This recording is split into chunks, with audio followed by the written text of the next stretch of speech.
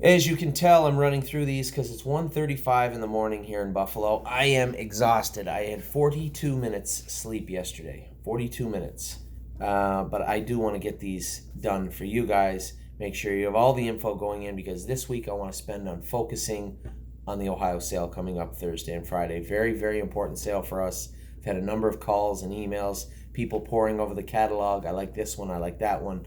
Most of our clients know what we're looking for now, so we're on the same page. Very rarely do I have somebody email me say, could you look at this horse? And it's one that I never even liked or looked at. People know where we shop and know what we're looking for in Ohio. So I'm glad that a lot of our clients are being proactive and sending us messages saying, hey, what about this one? Are you going to check? I'm going to check mostly all of them over. Are you going to check this one over? And what do you think? What's your price range? If you like it, I would like to keep or retain possibly X.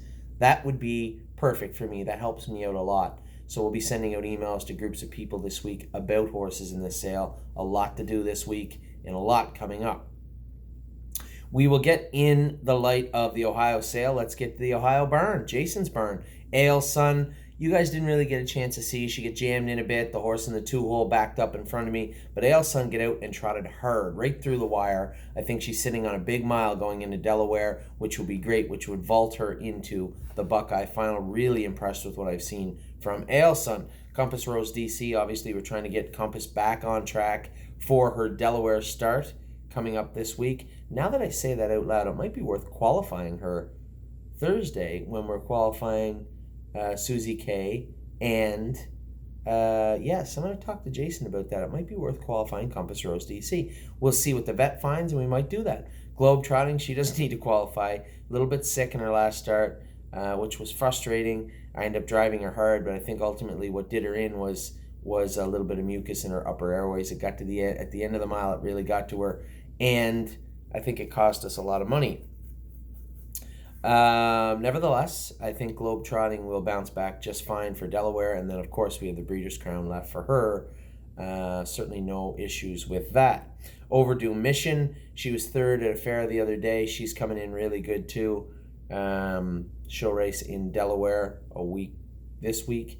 I'm thinking in my head about qualifying her too, but I don't think that's necessary. We'll see. I'll talk to Jason about it. I would like to go with Compass Rose, though. Rose run Valiant, tried a mile 58 the other day. He's starting to finally come around. I told you this was a colt that was going to mature very slowly. It took a long time to do it. I think you're going to see his best miles in 2020, and I think he's going to be a good 3-year-old for us. Old Stixie, sometimes things happen. He qualified in 2-2 the other day. Few little shoeing changes with him heading into Delaware, and then hopefully for the final at Dayton. Susie K will have to qualify Thursday to ensure she has a fast enough mile for Delaware. It's a little embarrassing, but those fairs don't give any variant for time, and thank you very much to Ayers, our client, who brought that to our attention, because I would have missed that. So both Susie K, just Susie K right now. It was sometimes things happen, but Susie K needs that mile. So I'm going to qualify yes just for a flat line going into Delaware, a little hard mile.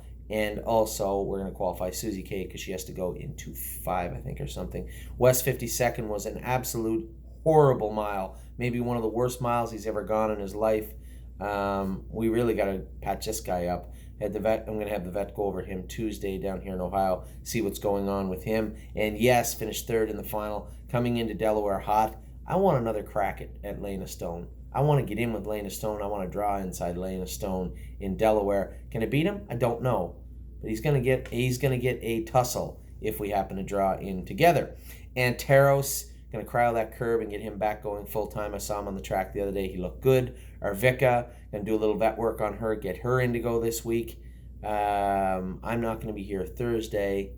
I'd like Sunday at Flamborough if I could. I have to look over the condition sheet. Saying that, I don't know if there's a class. That would be perfect for me. Otherwise, Thursday, Nomers at 2 at Mohawk. James can drive her. Going to have to get this from some speed back into this filly and then try and get her back on track. Arctic Force, I think I let the cat out of the bag the other day. We're going to school him on Tuesday, and then he is going to be entered in the the consolation in Vernon, I believe, this coming weekend. He may not get in, and I have a sneaky suspicion if he doesn't get in, that will be it for his 2019 year. There's no need to keep pushing this colt, and that non-winners of 20 class looks mighty tough right now. There's no need to enter this colt just to say he's entered. Let's turn him out fresh and bring him back even fresher.